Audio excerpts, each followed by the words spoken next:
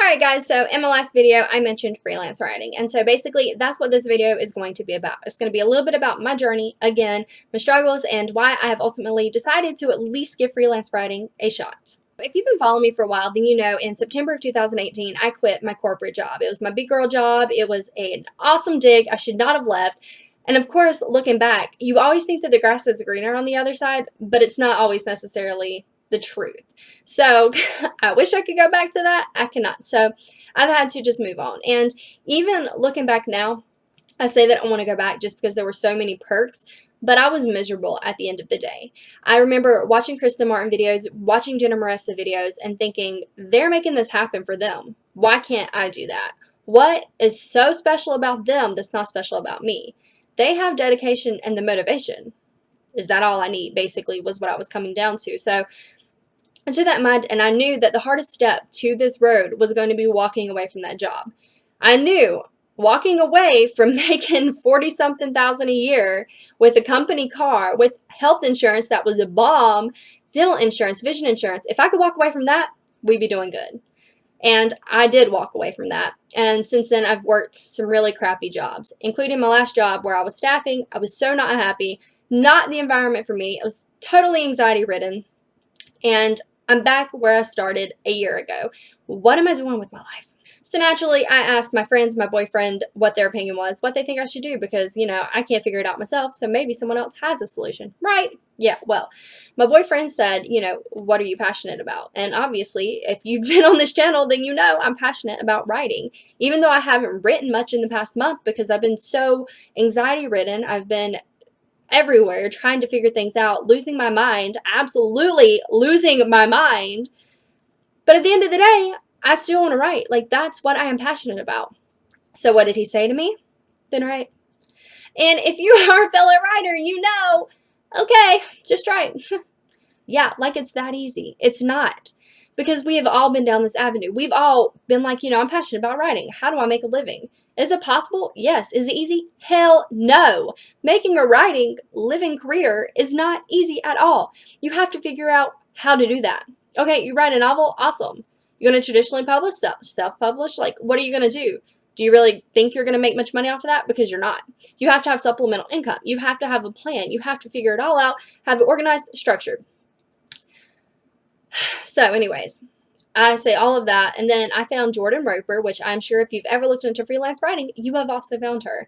And she has provided some good insight, and she says, you know, stop being a chicken shit and just do it. And, you know, I really need to take that to heart, because if you know me, again, at all, I have my master's in human resources, okay? Sounds great. It's really not. Even though I have a master's degree, I have about 2.5 applicable knowledge experience in the field to apply to that. It doesn't matter. Companies either want someone who just has their high school diploma, or they want someone who has 7 years experience and they're SHREAM certified, which I'm not. It's not easy trying to get a job in the HR field. So I'm applying for office administrator, office coordinator, trying to do anything I possibly can, which was the same thing when I had my undergrad degree, which was in psychology, by the way. Also, got me nowhere. Actually got me the job at Circle K, my corporate job. So anyways, it's really hard.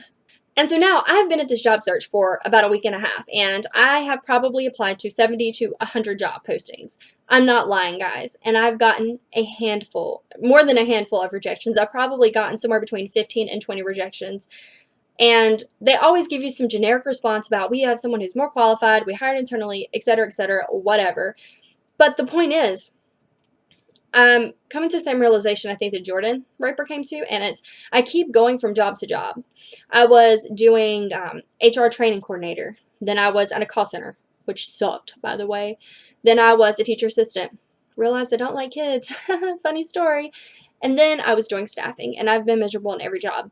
Like, I'm not happy. I'm not making the money I feel like I deserve, because I worked my butt off to get this education, which, again, has absolutely got me nowhere. But, I mean, shouldn't I be able to take that knowledge and apply it somewhere where they're not going to be like, hey, we need 7 years experience and et cetera, et cetera, et cetera. So, anyways, going back to Jordan Roper, who she found out in college 3 different times. So, I mean, that within itself, she made it work for her. The only thing I have expertise is HR related stuff like that. why can't I apply that knowledge to freelance writing? So here we go. So now I've decided I want to do freelance writing, and I did think about doing it in HR because I spent so much time. I got my master's in it. I mean, surely I should be able to do something with that knowledge, right? But I'm not necessarily passionate about HR. I was passionate about helping people. I was passionate about teaching others, but I'm not really passionate about HR. It kind of sucks, by the way, but whatever. So I've decided I want to do something. It's probably going to be mental health.